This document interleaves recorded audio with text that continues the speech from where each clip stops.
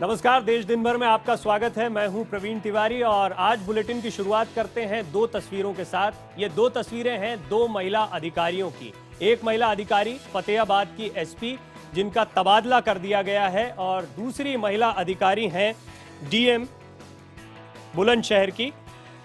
आप इन दोनों तस्वीरों में देख सकते हैं, एक तरफ सजा मिली है फतेहाबाद की एसपी को ट्रांसफर की, तो दूसरी तरफ बुलंदशहर की डीएम ने बंदूक उठाई और यूपी में होने वाले चुनाव में बदमाशों पर लगाम लगाने के लिए डीएम बी चंद्रकला ने खुद हथियारों की ट्रेनिंग ली है। ये दो तस्वीरें।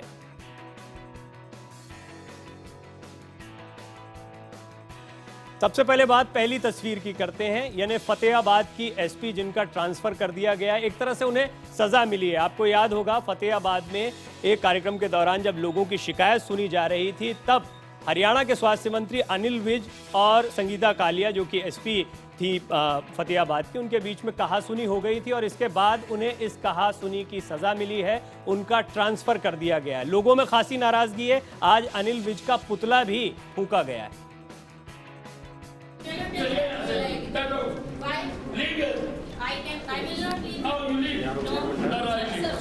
ये तस्वीर कष्ट निवारण समिति की बैठक की है।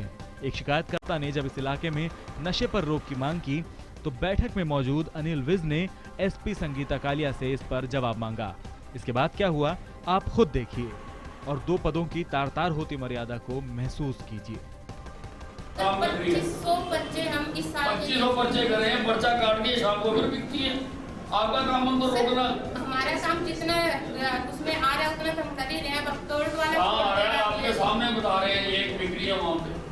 वो तो सर जमानत पे आके फिर बेचना शुरू कर देगा। किसने जिम्मेवारी रोक रहा हूँ सर हम थोड़ी उनको जान से थोड़ी ना मारते हो, तो आगे फिर करेगा अपना काम शुरू। आप बताएं हम क्या आप बिकवा रहे हो, मतलब तो ये हो गया ना अकेला हमारा मतलब पुलिस बिकवा रही है। अगर आपकी ये सोच है सरकार तो आप किसी बैठे कुर्सी के ऊपर शराब तो सरकार बिकवा रही है। सरकार लाइसेंस सरकार बिकवा रही है। सरकार को कह दो आप आगे ना जाए यार, हम भी पीछे खड़े हैं। तब हम नहीं कर रहे। नहीं, सरकार जायज देती है, नाजायज थोड़ा भी बोलती है। हम नहीं बिकवा रहे सर, हम पर जो आप बिकवा रहे हो। नहीं सर, ये गलत बात आप मैं लिखे भेज रहा हूँ सरकार legal I will not leave. मैं जब तक ये एसपी यहाँ पर है, मैं इस ग्रीवेंस कमेटी की मीटिंग में नहीं आऊँगा। हम रिक्वेस्ट कर लेंगे सर प्लीज थोड़ा सा बताओ। कोई जरूरत बताने की, सब पता है आपको। मंत्री जी से भिड़ने की सजा एसपी संगीता कालिया को दे दी गई है। संगीता कालिया का तबादला कर दिया गया है। वहीं संगीता ने अनिल विज के खिलाफ हरियाणा के डीजीपी से शिकायत की है। तो इस बहसबाजी की सजा संगीता कालिया को तो मिल गई, लेकिन इस पर राजनीति भी जमकर गर्मा गई है। कांग्रेस को एक बड़ा मौका मिल गया है सरकार पर हमला करने का। सरकार का कहना है ये अधिकारी के साथ एक ज्यादती हुई है। इतना ही नहीं, ये विरोध इतना बढ़ गया है कि इस विरोध में आज स्वास्थ्य मंत्री अनिल विज का पुतला भी फूंका गया है और ये बात बहुत साफ है कि मामला आगे भी तूल पकड़ेगा। लेकिन सरकार अपनी सफाई देते हुए कह रही है कि एक नॉन परफॉर्मेंस ट्रांसफर।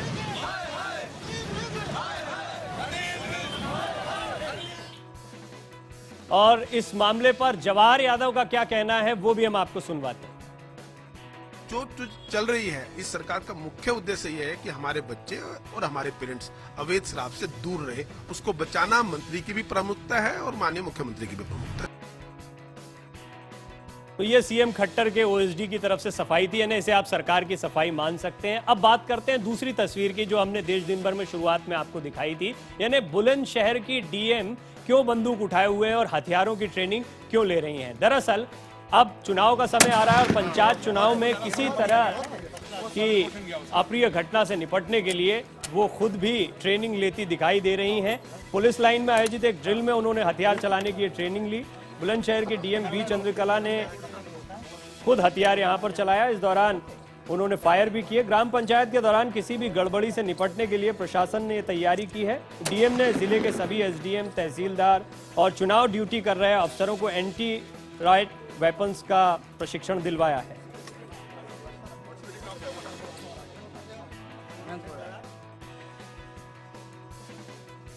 पाकिस्तानी जासूसों के बारे में आप खबरें सुनते रहते होंगे, लेकिन एक चौंकाने वाली खबर ये कि एक जासूस पकड़ा गया है, वो भी दिल्ली से कुछ ही दूरी पर मेरठ में। आईएसआई का एजेंट है और इस बात को इस शख्स ने कबूल भी कर लिया है कि वो पाकिस्तान के लिए जासूसी कर रहा था।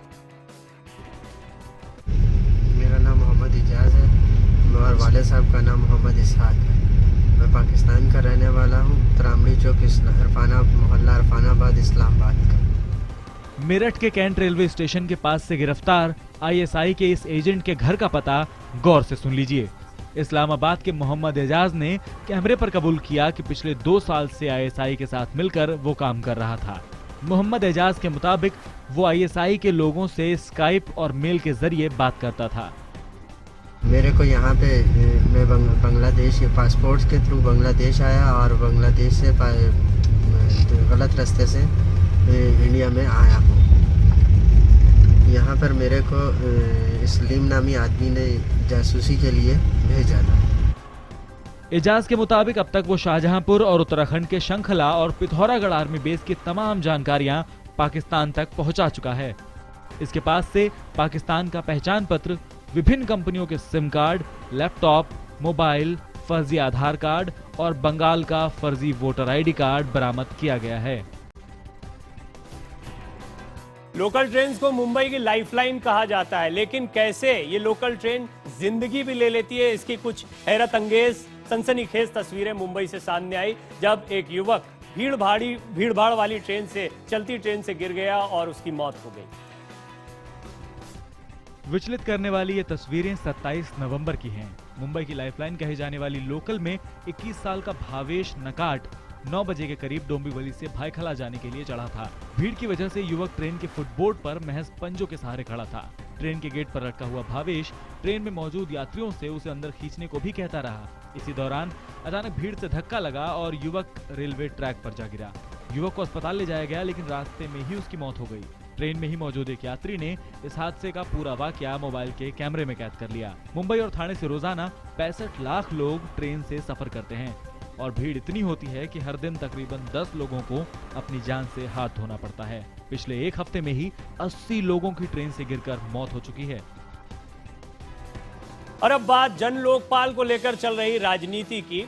कभी आम आदमी पार्टी के सबसे मजबूत सदस्य रहे शांति भूषण और प्रशांत भूषण का कहना है कि अरविंद केजरीवाल जो जन लोकपाल बिल लेकर आ रहे हैं वो महाजोगपाल बिल है और रामलीला मैदान से इस तरह का कोई बिल सामने नहीं रखा गया था। वहीं आम आदमी पार्टी का कहना है कि भूषण परिवार दोनों बाप बेटे बीजेपी के कहने पर ये सब कुछ कर रहे हैं और एक कॉमा या फुल स्टॉप भी नहीं हटाया गया है जो कुछ रामलीला मैदान में कहा गया था उससे।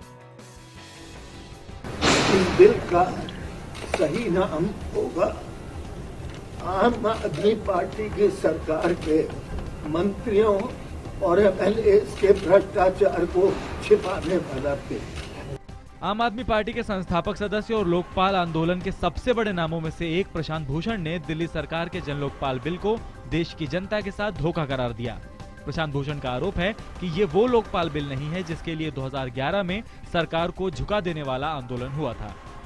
दिल्ली के लोगों के साथ, देश के लोगों के साथ इतना बड़ा धोखा आज तक कोई भी पब्लिक इंटरेस्ट एक्टिविस्ट, कोई भी मूवमेंट ने इतना बड़ा धोखा जो अरविंद ने किया है वो आज तक दिल्ली वालों को, देश वालों को देखने को नहीं मिला है। हालांकि दिल्ली सरकार का कहना है कि ये बिल व्यवहारिक है। पहली बात तो ये है कि मनसा पे और किसी संभावना पे सवाल उठाना आसान काम होता है।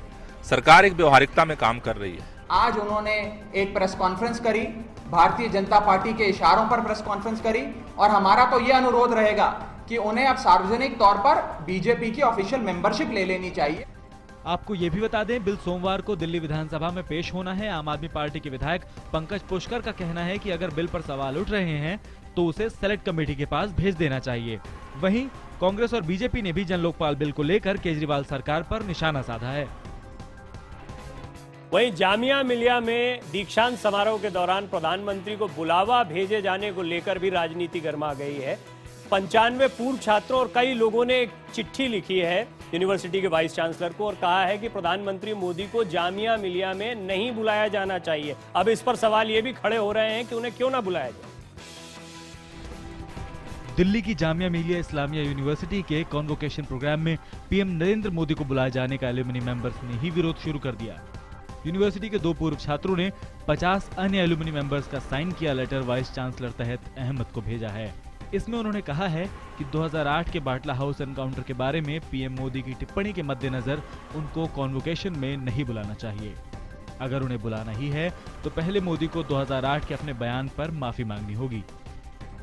लगभग 70% स्टूडेंट इसका विरोध कर रहे हैं। यहाँ तक भी जामिया के जो ओल्ड बॉयज हैं, जामिया अलमनी है, उन्होंने एक बरकरार एक चिट्ठी लिखी है वाइस चांसलर के नाम की। हम इसका बिल्कुल अपोज करते हैं। जब तक मोदी साहब इसके मतलब जो उन्होंने बोला है इसके लिए माफ़ी नहीं मांग लेते हैं, तब तक इसको एक्सेप्ट नहीं करेंगे। उधर यूनिवर्सिटी के वाइस चांसलर ने बताया कि पीएम को न्योता भेजा गया है और अभी उनकी तरफ से आने या नहीं आने के बारे में कोई जवाब नहीं आया है। अभी कोई कंफर्मेशन नहीं आई है, हमने भेजा है इसे, अब वेट कर रहे हैं कंफर्मेशन। यूनिवर्सिटी के प्रवक्ता मुकेश रंजन ने कहा कि प्रधानमंत्री को भेजा न्योता वापस नहीं लिया जाएगा और पीएमओ से कंफर्म होते ही तारीखों का ऐलान कर दिया जाएगा।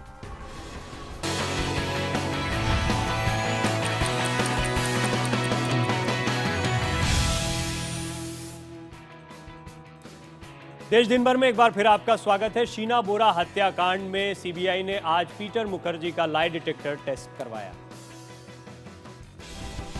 क्या शीना की हत्या का सच आएगा सामने? शीना की मर्डर मिस्ट्री सुलझाने में जुटी सीबीआई ने पीटर का सच से सामना कराया। दिल्ली में सीबीआई ने शीना की हत्या, इंद्राणी और बैंक ट्रांजैक्शन से जुड़े कई अहम सवाल पूछे। सूत्रों के मुताबिक पीटर से सवाल हाँ और ना के फॉर्मेट में पूछे गए। दूसरी तरफ शीना बोरा हत्याकांड अब 900 करोड़ के लेन देन के पेंच में फंस गया है। इस पेंच को सुलझाने के लिए सीबीआई अब मुंबई और दिल्ली के 2 बड़े हवाला ऑपरेटर्स को खोज रही है। सीबीआई सूत्रों के मुताबिक पीटर और इंद्राणी ने शीना के विदेशी खातों से जो 100 करोड़ की लेन देन की है, उसमें हवाला ऑपरेटरों ने अहम भूमिका निभाई। सबसे चौंकाने वाली बात यह है कि जिस दिन से पीटर को गिरफ्तार किया गया है, उस दिन से मुंबई के बीकेसी इलाके का एक बड़ा हवाला ऑपरेटर अचानक गायब हो गया। इसलिए 900 करोड़ के इस पूरे लेन देन को सुलझाने के लिए अब सीबीआई के रडार पर दिल्ली और मुंबई के बड़े हवाला ऑपरेटर्स हैं। और अब बात दिल्ली के उस परिवार की जिसने भारी दुख के बावजूद एक मिसाल कायम की है। दरअसल इस परिवार ने अपने परिवार के एक युवा सदस्य को खो दिया, लेकिन इसके बावजूद अंगदान के जरिए एक बड़ी मिसाल कायम की है। परिवार ने मोहित के पूरे शरीर को डोनेट कर दिया। 36 साल मोहित की उम्र थी। दिल का दौरा पड़ने से उसकी मौत हो गई थी। इससे पहले मोहित की मां और दादी का भी अंतिम संस्कार करने के बजाय उनके अंगदान करवा दिए गए थे। मोहित के पिता समेत परिवार के अन्य सदस्यों ने भी अंगदान और नेत्रदान के लिए रजिस्ट्रेशन करवाया है। देश दिन भर में खबरों का सिलसिला यहीं तक। देखते रहिए IBN 7, जहां खबरें जारी हैं ब्रेक के बाद।